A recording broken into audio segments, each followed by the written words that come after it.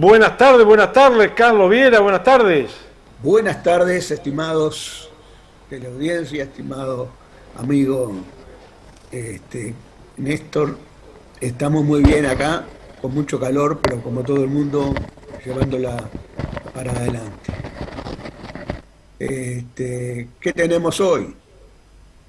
Algunas cuestiones relativas al caso Astesiano. No, yo no estoy en esa. Esa telenovela seguirá y bueno, a mí lo que me importa es que la ciudadanía tenga afecto a determinados intereses y no que vote en contra de determinadas personas. Eso es por lo que yo brego. Entonces, por ahí tenemos a una decisión, me parece prematura, de la vertiente artiguista, planteando que candidateaba a Yamandú como candidato a presidente. Yo formé parte de la vertiente artiguista, aquella vertiente artiguista de la cual me honro, estaba Arana, Curiel, Enrique Rubio y muchos más. Luego yo no tuve continuidad en ese conglomerado, pasé a otras filas, pero más bien quedé absolutamente independiente en el Frente Amplio. Pero si algo había claro en aquella vertiente artiguista, era que primero está el programa y después está el candidato. Por lo tanto, independiente de entonces de que sea Yamandú o Carolina, no estoy diciendo uno ni otro. Estoy diciendo que primero veamos cuál es el programa y luego veamos cuál es adecuado para llevar adelante ese programa y que cuente con ciertas condiciones de que sea prestigioso en la comunidad. Además de otras condiciones que nosotros tenemos que evaluar al momento de las candidaturas. Por eso me lleva al otro tema.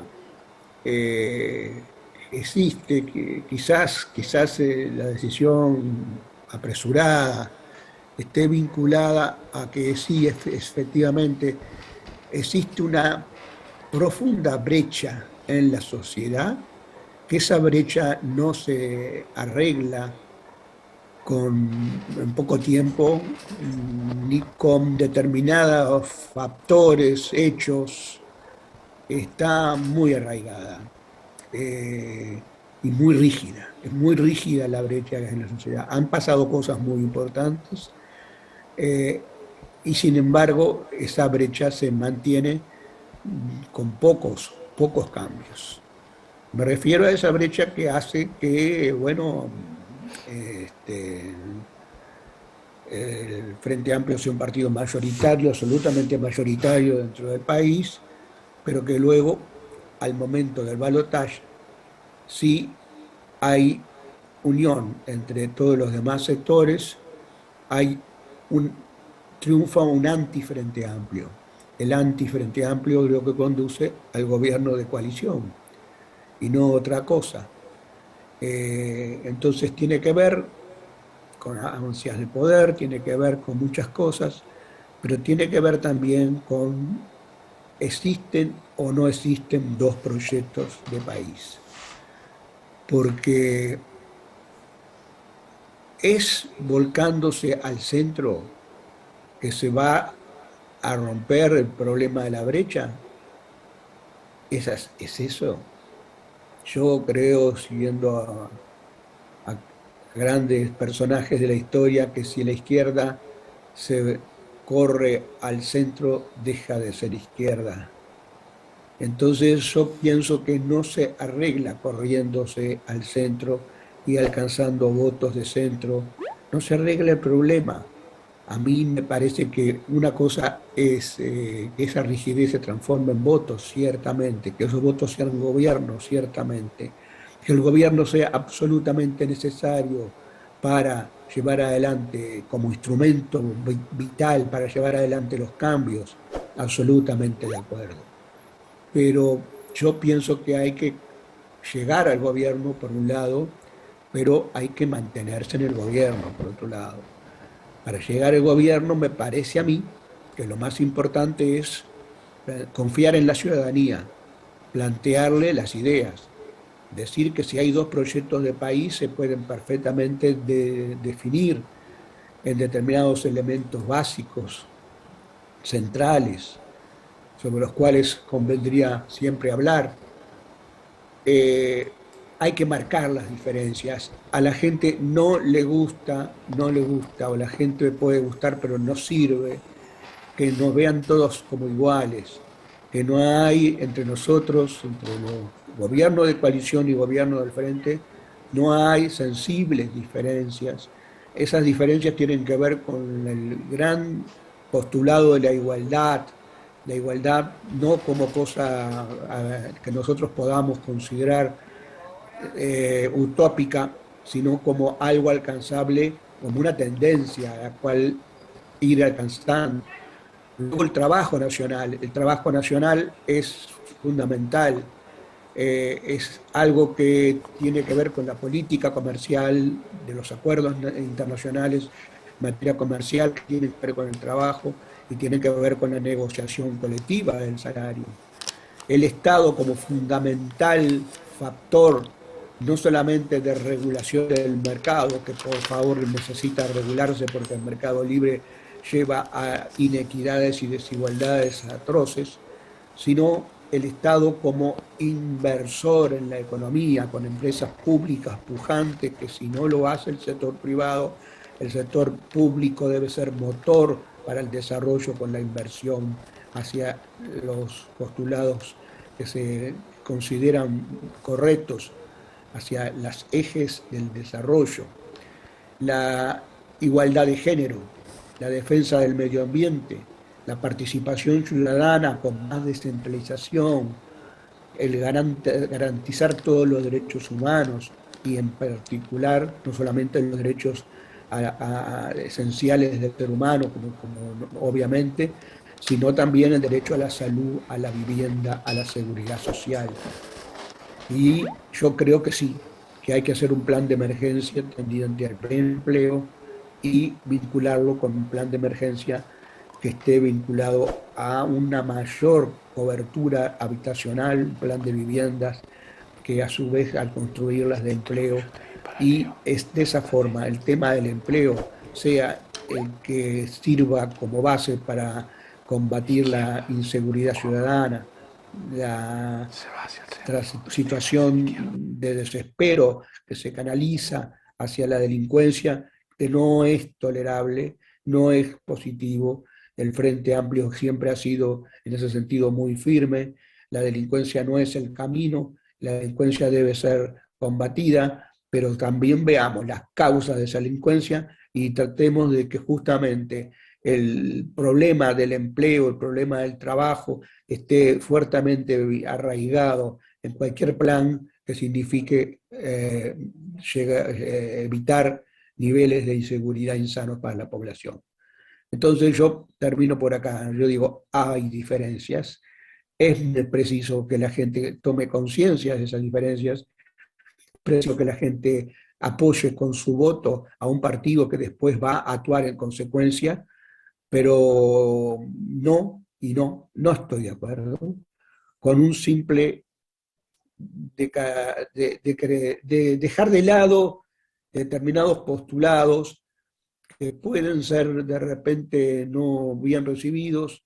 Nosotros tenemos que plantear esos postulados porque los consideramos los adecuados para defender al uruguayo medio, el uruguayo que quiere un país mejor.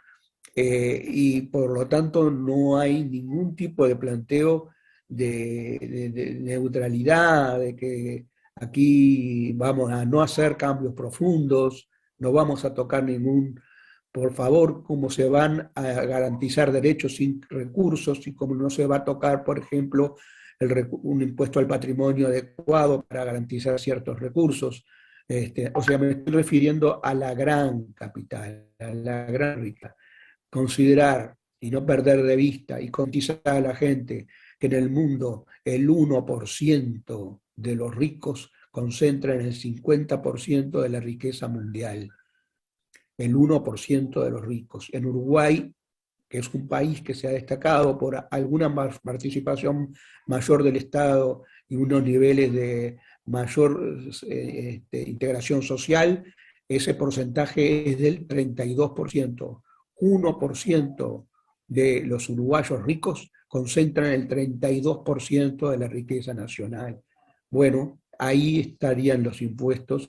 No creemos en el mercado, no creemos en la teoría del derrame, que no considerando que los ricos deban ser atacados por el impuesto, los maya oro, entonces ellos van a invertir y eso va a devenir en un mejor nivel de vida de la gente. Eso es una cosa que hay que denunciarla como gran estafa, como una situación que no se debe, que el mundo entero está en estos momentos reconsiderándola, aún con sus niveles de adhesión a políticas liberales o neoliberales. Ya está eso fuera de moda, ya está eso totalmente desacreditado, y bueno, no planteemos en Uruguay esquemas para mantener el sistema que no tienen asidero. Pero eso sí, pongamos en contraposición, no estar en contra de, no ser el anti-coalición, sino el partido político que va a hacer determinados cambios que le favorecen a la gente, y por eso vamos a tener la elección ciudadana, sin la cual después y sin su participación efectiva, esos cambios van a ser muy difíciles de poder llevarlos a cabo. Bueno, te dejo por acá, me cedí un poco, pero muchas gracias. Tiempo, si querés 10 minutos más, tenés 10 minutos más. Bueno, no podemos Porque dialogar un poco. faltó Nino Pinto hoy. Ah, bien, bien. No sé, yo no he explicitado algunos temas, yo no estoy en este momento en la comisión de programa del Frente. Por suerte, hay más jóvenes trabajando en ese lugar, pero trabajé 20 años en la comisión de programa del Frente. Fui uno de los que contribuyó al programa que se aplicó a partir del 2000, de 2004, 2005. O sea que se planteó en el 2004 estuvimos ahí, por ejemplo, con Daniel Olesker, estuvimos ahí con Walter Cancela, al cual rindo homenaje, ya fallecido. Estuvimos con muchos compañeros que después tuvieron responsabilidad de gobierno No y hablamos, no hablamos, no hablamos desde el programa no hablamos hoy del fallecimiento de Ivonne Posada. bien, Ivonne fue una compañera cercana a la actividad programática. Ivonne como maestra, como docente, fue una persona vinculada al tema de la educación, una compañera entrañable. Que nos haya dejado esta compañera nos duele profundamente. Eh, y bueno, esto es así, el mundo tiene esas cosas, tenemos que prescindir de algunos compañeros tan centrales, tan queridos, que bueno, nos duele. Efectivamente joven. Sí, sí, sí, la verdad que sí, que las circunstancias son esas, nos duele profundamente, nos duele, eh, tenemos como una compañera muy cercana, tenía eso, que allí donde estaba se hacía notar, trascendía y era muy cercana a todos los puntos. La recuerdo trabajando en la comisión de programa del Frente Amplio, en el sector de la educación. Un Mucho gran tiempo en la saludo. Central Obrera también. Sí, exactamente. Bueno, estamos en épocas difíciles.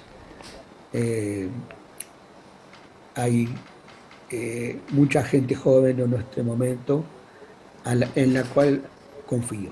Yo confío en estos jóvenes que están tomando la posta en el Frente Amplio.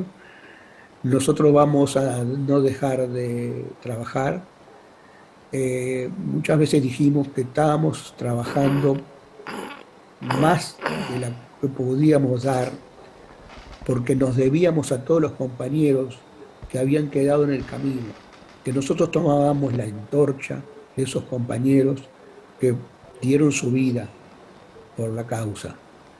Y ahora tenemos que seguir tomando la antorcha por los compañeros que, bueno, no por represión, sino por las causas naturales del mundo, no los tenemos más con nosotros.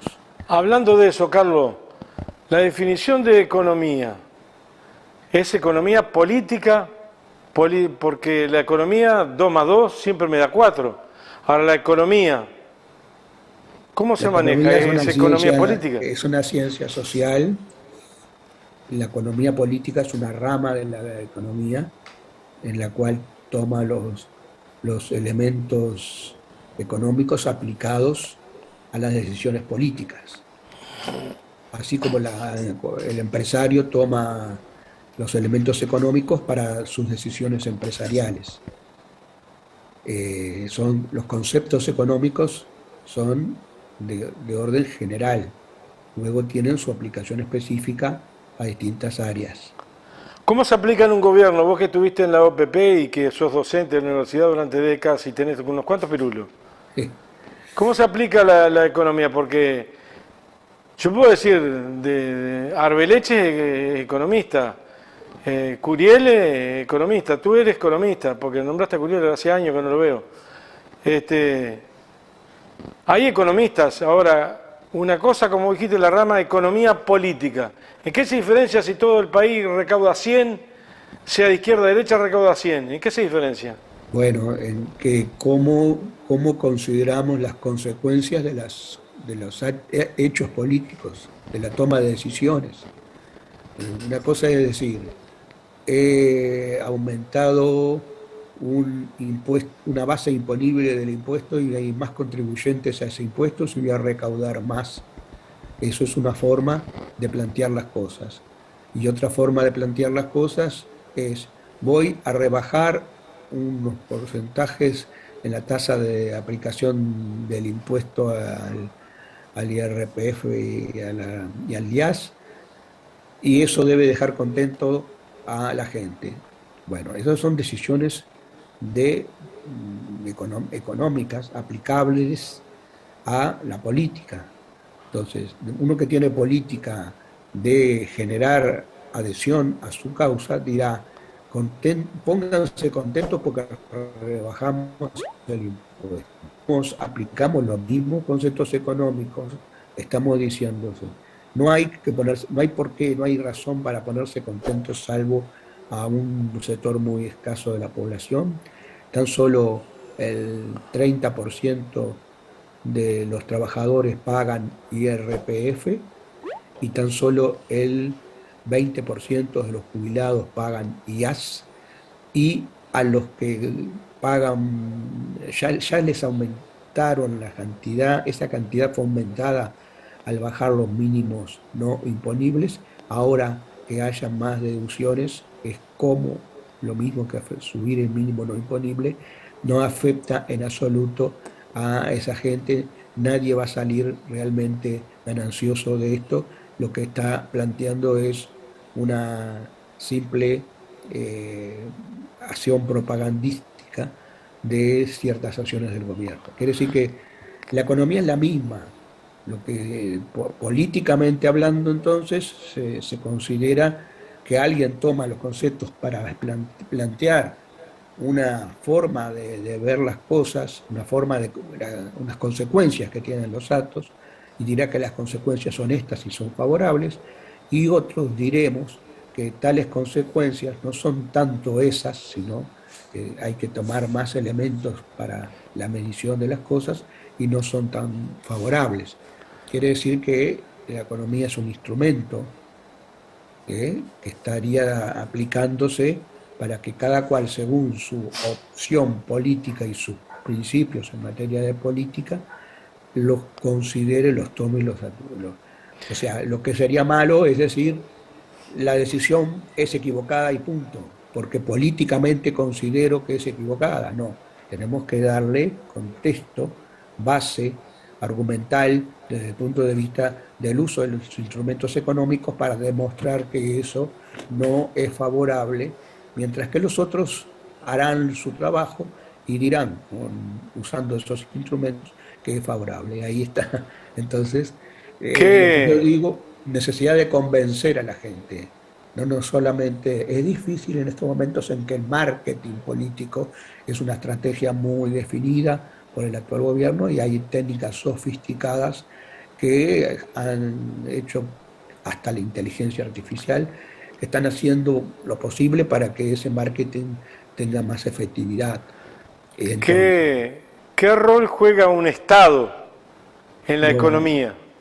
¿Qué y papel es, juega un Estado? No y es importa fundamental o porque sí puede importar el gobierno, que no es lo mismo que el Estado en sí mismo. ¿Qué papel juega? el Estado es fundamental por, para una política económica de izquierda. Para la derecha no lo es.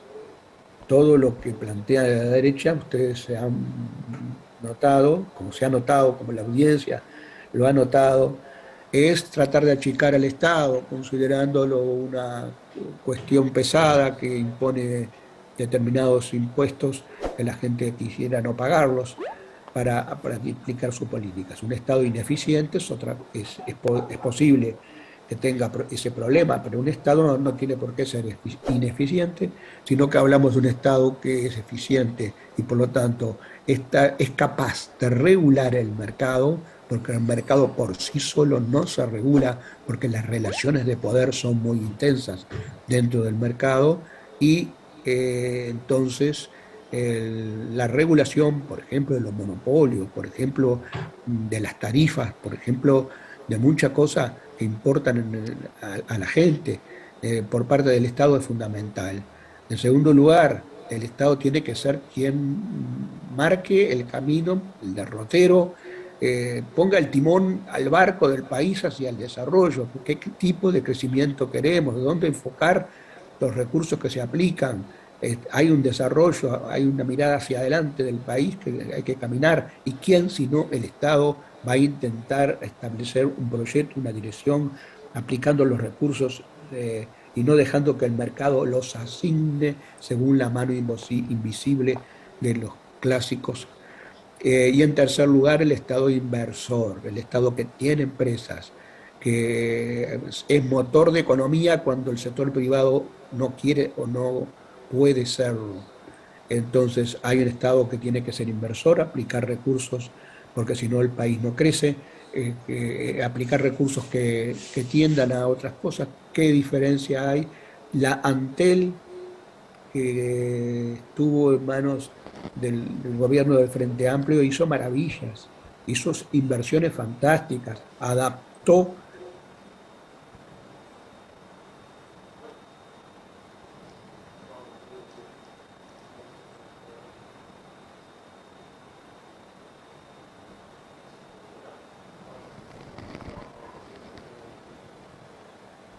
Se lo congeló. Bien, nos tenemos que ir, cerramos.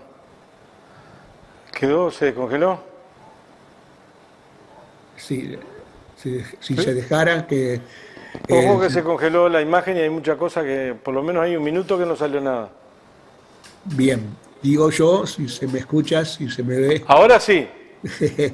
¿qué diferencia hay con una inversión realizada por Antel, que dinamizó otros sectores económicos, a que hubiese sido todo hecho por el sector privado, que no tenía esas intenciones, sino que tenía la mera intención de manejar una rentabilidad mayor? La electrificación rural, que el país la ha prácticamente completado, y ahora como se completó la fibra óptica y se completó la electrificación rural, que faltaban un 3-4% en cada uno de ellos, se está diciendo que qué bien este gobierno aplican al marketing, cuando en realidad resulta de un trabajo de muchos años, y que hubiese sido el privado, una empresa privada, que hubiese llevado la electricidad a cada pueblito y a cada lugar, cuando eso no es, se sabe que no es rentable. No, la empresa privada no lo hubiese hecho. Es fundamental entonces la empresa pública capaz de tener una conciencia de rentabilidad social y no meramente rentabilidad económica. La rentabilidad social tiene que ver con que las cosas fructifican para gente, para terceros, para personas que aprovechan el hecho y son capaces de generar otras actividades, o que da empleo, o que genera mayor canalización de recursos hacia el Estado.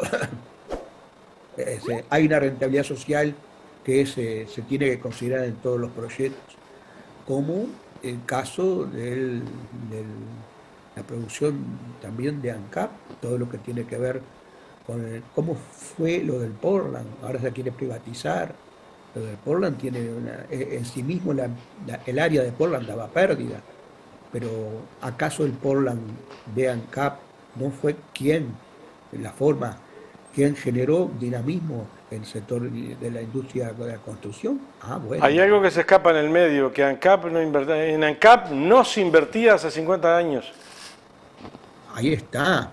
Y entonces lo que se quería es justamente en ese sector, porque es muy fácil decir, y es una estrategia, las empresas públicas no sirven. Lo que se hace es no invertir en ellas, dejarlas decaer en su capacidad productiva y de satisfacción de necesidades de la población, y luego, cuando pasa eso, decir, hay que privatizarlas, ven, no sirven, son ineficientes. Entonces, el tema de las empresas públicas cuando tomó el frente el gobierno en el 2004 era bastante decadente. Ni ANCAP, ni UTE, ni OCE, ahora queda claro, ni OCE, ni Antel habían hecho inversiones importantes y había que hacerlas porque estaba planteada en la otra estrategia, dejarlas decaer, no invertir en ellas. Y ANCAP invirtió, UTE invirtió, Antel invirtió, y no, la OCE no lo hizo. Pero bueno, estamos por ahí. Nos tenemos que ir. Hasta el lunes que viene, esperemos un poquito menos de calor bochornoso y un poquito menos de sufrimiento para el sector productor, que efectivamente le pesa mucho a esto. Bueno, esperemos que cambie el clima, un poco la lluvia que la apreciamos. Gracias, Carlos. Hasta pronto. Un abrazo grande a distancia. Gracias, gracias, gracias.